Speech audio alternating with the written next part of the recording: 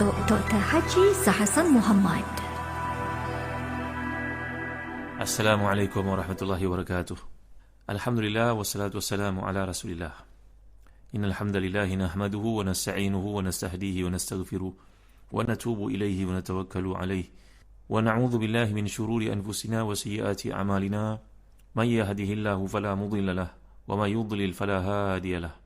Allahumma salli wa sallim wa barik ala Muhammad wa ala ali Muhammad kama sallaita wa sallamta wa barakta ala Ibrahim wa ala ali Ibrahim fil alamin innaka Hamidum Majid.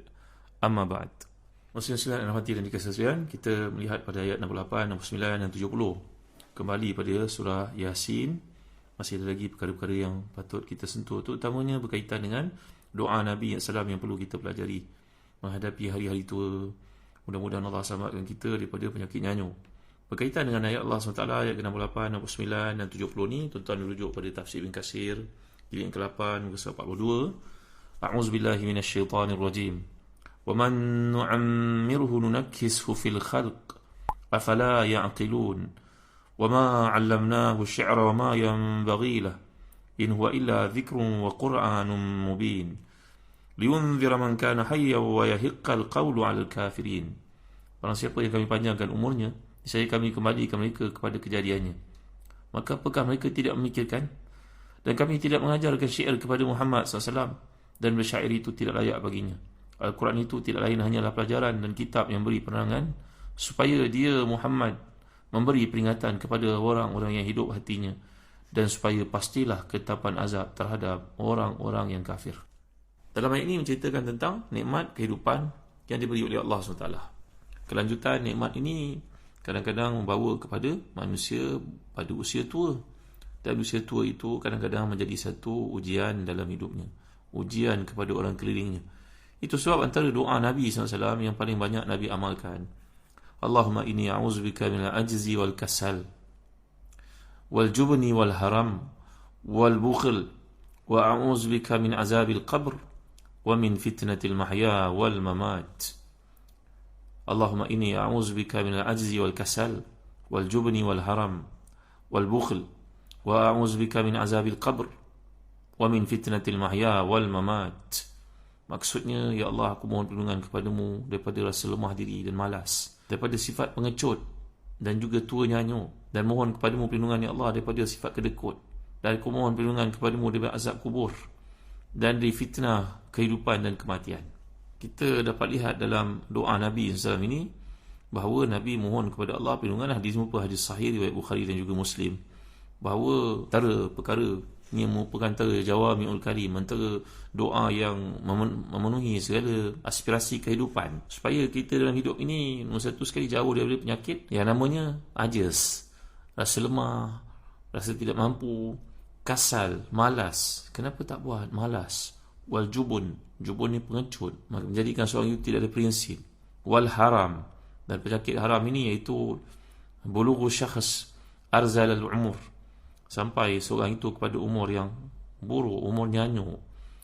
Fal insan iza balagha arzal al-umri faqada kathiran min hawasihi wa kharat quwa fala yastati'u ibadatullah wala yajlib li ahlihi naf'an. Kata Imam Ibn Hajar al-Fathul Bari, seorang manusia ni bila sampai kepada satu umur, peringkat umur yang nyanyuk seperti ini, dia tinggal seorang diri, mungkin pasangannya sudah tidak ada, mungkin isinya sudah tidak ada, mungkin suaminya sudah tidak ada, maka dia akan kehilangan banyak dari sudut panca inderanya. Pendengarannya tidak dengar, orang sebut lain-lain yang dipahamnya, orang berbincang dia tidak tahu apa-apa, dia terasa hati, badannya menjadi lemah. Maka beribadah kepada Allah SWT pun kadang-kadang sukar, nak mengangkat sembahyang pun susah. Maka kadang-kadang dalam keadaan ini dia akan menimbulkan banyak kesusahan untuk dirinya dan untuk orang kelilingnya. Sebab itu Nabi menganjurkan kepada seseorang itu untuk mengamalkan doa ini. Ini merupakan isti'azah Nabi SAW untuk seseorang dalam konteks doa ini. Antara perkara-perkara yang dianjurkan, mohon kepada Allah selamat daripada penyakit lemah diri, penyakit malas, penyakit sifat pengecut,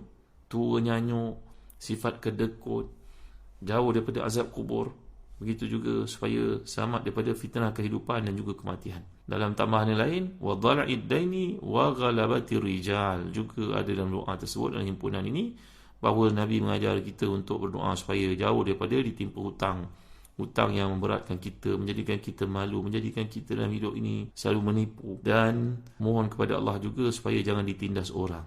Jadi saya telah jelaskan kepada tuan-tuan dalam kaitan ayat ini, kata Imam Ibn Ashur juga satu wajah yang menarik, satu aspek yang diberikan penekanan itu kepada mereka yang kafir, yang musyrik, yang ketika di dunia dahulu tidak dihilangkan penglihatan dan tidak ditukar rupa mereka, tetapi ada potensi, ada possibility untuk mereka melalui kehidupan yang penuh penghinaan kerana sikap tidak mencari kebenaran dalam kehidupan. Kemudian datang ayat وَمَا عَلَّمْنَاهُ الشِّعْرَ وَمَا يَنْبَغِي لَهُ in huwa illa dhikrun wa qur'anun mubin. Kami tidak mengajar syair kepada Muhammad sallallahu alaihi wasallam, dan bersyair itu tidak layak baginya. Dalam kitab dia tafsir menceritakan Nabi kita sallallahu alaihi wasallam ada menyebut beberapa perkara bersifat syair. Contohnya dalam tafsir Samarkandi, begitu juga dalam tafsir Zaidul Masir, bahawa Nabi sallallahu alaihi wasallam pernah mengatakan annahu tamathala yawman faqala kafa bil islami wa syaybi lil mar'i nahiyan. Maka Nabi menyatakan, menyebut perkataan itu dalam kata-kata baginda SAW, cukuplah Islam dan juga uban itu bagi seseorang lelaki atau seorang manusia menjadi pencegah kepadanya. Abu Bakar ada di situ. Maka Abu Bakar membetulkan Nabi mengatakan, ya Rasulullah, wahai Rasulullah, bukan begitu Rasulullah. Penyair mengatakan kafa asyaibu wal islamu lil mar'i nahiyan. Ayat itu terbalik Rasulullah. Yang betulnya adalah cukuplah uban dan juga Islam itu kepada seseorang untuk menjadi pencegah kepadanya berbuat perkara-perkara yang buruk. Jadi begitu juga Nabi SAW mengatakan dalam satu kata-kata baginda, wa ya'tikam man lam tuzawwidhu bil akhbari. Nabi SAW menyatakan ayat ini, kataan ini merupakan satu syair yang masyhur, orang ramai menghafalnya, tapi Nabi SAW telah pun menyebut dalam bentuk yang salah, merupakan kata-kata Tarafah bin Abd Bakri, bahawa ini merupakan satu syair jahili yang terkenal. Maksudnya, satubdi lakal ayamu ma kunta jahilan wa ya'tika bil akhbari malam tuzawwadi. Dalam ayat ini Nabi SAW menceritakan bahawa akan berlaku hari-hari akan datang menceritakan kepada kamu apa yang dulu kamu tak tahu. Wa ya'tika bil akhbari malam tuzawwidi, akan beritahu kepada kamu khabar apa yang sebelumnya kamu tidak tahu. Nabi SAW menyatakan wa ya'tika man lam tuzawwidhu bil akhbari. Maka Abu Bakar pun datang betulkan Rasulullah, bukan begitu Rasulullah, yang betulnya begini. Ini menunjukkan kepada kita. Maka Abu Bakar berkata, laisa hakaza ya Rasulullah, faqala ini lastu bisyair wala yanbaghi li wa inna ma muni'a min qawli syairi li alla tadkhulu syubha ala qaumin fima ata min al-Qur'ani fayaqulun qawiya ala zalika bima fi tab'ihi min al-fitnati lisy'ari. Ini adalah satu kelebihan yang Allah jadikan kepada Nabi SAW, iaitu baginda tidak pandai bersyair. Syair ni tuan-tuan ibarat menyanyi lah. Zaman kita ni kalau nak ibaratkan syair itu adalah nyanyian. Kalau dahulu mereka menyanyi dengan tujuan untuk menghiburkan diri dan juga untuk menjadikan dia dikumpulkan dalam diwan-diwan, iaitu yang direkodkan untuk menjadi satu apa yang dipanggil sebagai arkib untuk dipegang, dilihat, dirujuk oleh orang akan datang. Dan kebanyakan daripada ahli syair ini, penyair-penyair ini, sifat mereka mengadakan benda-benda khayal, benda-benda yang merapu, benda-benda yang tidak ada asasnya. Itu sebab Allah Ta'ala menceritakan dalam surah Syu'ara. Ada peluang nanti kita boleh melihat surah Syu'ara 225 hingga 226 bila Allah menyatakan, a'udzubillahi minasyaitanirrajim, alam tara annahum fi kulli wadi yahimun wa annahum yaquluna ma la yaf'alun. Tidakkah kamu lihat bahawa para penyair ini mengembara di lembah-lembah dan menceritakan imajinasi mereka tanpa dapat dikendalikan, melampaui batas hakikat dan kewajaran, dan bahawa mereka suka mengatakan apa yang mereka sendiri tidak mengerjakannya. Ini merupakan satu ayat yang merupakan amaran daripada Allah Taala kepada golongan penyair, kerana kebanyakan daripada mereka, sebahagian daripada mereka bercakap benda-benda yang merapu, perkara yang tidak ada asasnya, perkara-perkara yang bersifat khayalan, perkara-perkara yang menceritakan tentang aurat orang perempuan, perkara-perkara yang menceritakan tentang syahwat, perkara-perkara yang membawa manusia jauh daripada Tuhan. Maka kecaman yang dikenakan kepada sebahagian daripada ahli syair ini, kumpulan penyair pada zaman jahiliah dahulu, kerana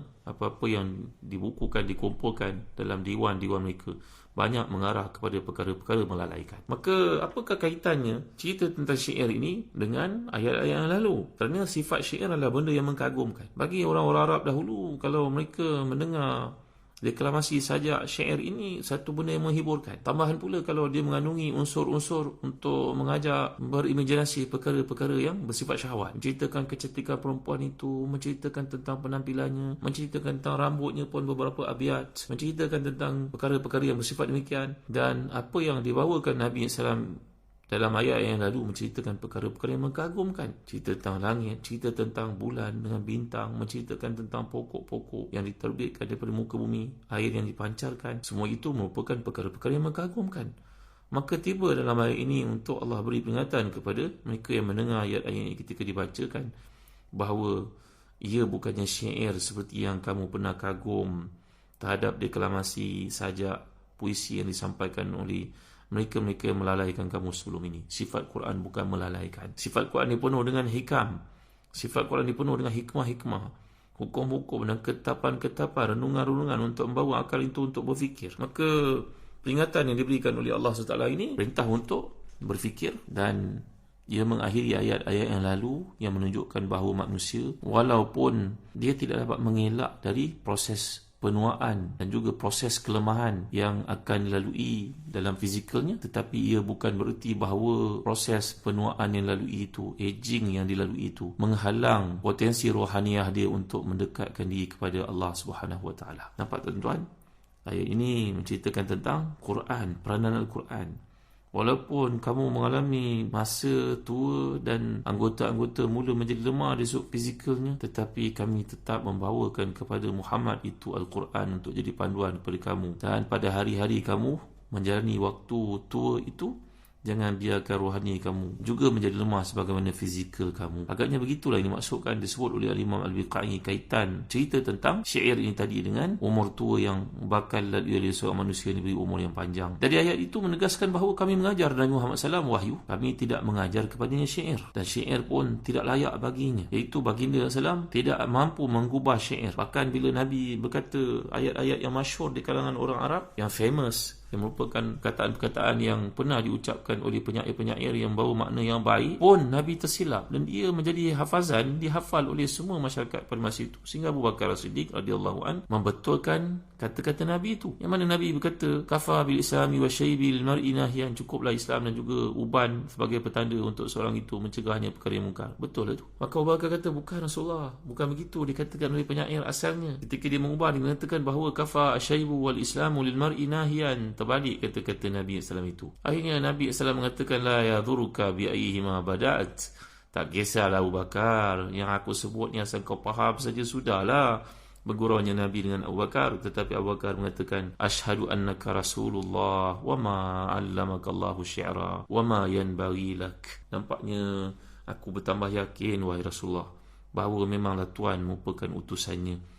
Kan itu Tuhan tersilap dalam syair yang kami semua hafal, budak-budak kecil pun tahu. Tuhan tersilap membacanya, kerana Allah nak membuktikan kepada mereka yang mendengar Quran dibacakan bahawa Nabi SAW dengan syair itu tak ada kaitan langsung. Jadi tuan-tuan dan hati dan dikasihi sekalian, ni seperti disebut oleh para ulama, peringatan tentang Quran ini kembali bagaimana permulaan surah Yasin yang kita bentangkan. Bila Allah SWT menyebut daripada awal tentang Al-Quran, sekarang diingatkan kita kembali supaya tidak lari kita daripada asas ini tadi, bahawa apa yang telah disampaikan itu bertujuan untuk memberi peringatan kepada setiap yang hidup. Ini yang dinyatakan, liyunzira man kana hayya wa yahiqqal qawlu 'alal kafirin. Manusia yang hidup hatinya, akal fikirannya terbuka, bersedia untuk menerima kebenaran dan hatinya tidak dikotori oleh sifat derhaka dan keingkaran. Jiwanya bersedia untuk mendengar nasihat supaya dia sentiasa menjadikan landasan hidupnya dan roadmapnya, matlamat hidupnya untuk mencari keredaan Tuhan. Dan bagi orang-orang kafir yang enggan menerima peringatan, mereka itu ibarat orang yang telah melalui kematian semasa mereka masih hidup lagi. InsyaAllah dalam kuliah akan datang saya akan cerita kepada tuan-tuan apakah hukumnya berkaitan dengan mendengar nyanyian. Kerana syair ini kaitannya dalam kehidupan kita pada hari ini adalah benda-benda bersifat hiburan. Boleh tak kita bincangkan perkara ini dalam kuliah akan datang? Bagaimana sikap Nabi SAW membenarkan isterinya, sebagai contohnya Aisyah radhiyallahu anha, untuk mendengar nyanyian yang disebut qainah, nyanyian disampaikan oleh seorang penyanyi pada zaman itu. Apakah hukumnya kaitannya kehidupan kita pada hari ini? Kadang-kadang berlaku kelalaian di pihak orang rumah, isteri, yang kadang-kadang terdedah untuk mendengar, melihat, menonton televisyen, perkara-perkara bersifat hiburan. Apakah itu berkaitan dengan kebenaran Nabi, keizinan baginda kepada kaum wanita pada zaman itu untuk ada sedikit hiburan? InsyaAllah perkara ini akan saya uraikan dalam kuliah akan datang berkenaan dengan pandangan yang dikemukakan oleh para fuqaha. Mudah-mudahan dia memberi kepada kita jalan keluar dalam setengah perkara yang kita lalui pada zaman kini. Wallahu a'lam. Wa sallallahu ala sayyidina Muhammad wa ala alihi wa sahbihi wa baraka wasallam. Walhamdulillahi rabbil alamin. Wa barakallahu fikum. Wassalamu alaikum warahmatullahi wabarakatuh.